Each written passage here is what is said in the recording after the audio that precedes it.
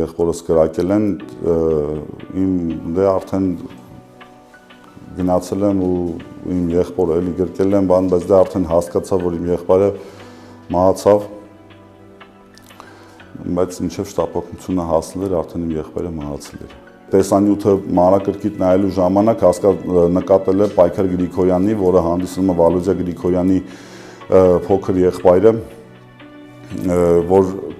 ատրճանակը ձեռքին կատարում է ինչ-որ գործողություններ իմ ու եղբորս ուղղությամբ, նախաքննությունը ցույց կտա, նախաքննությունը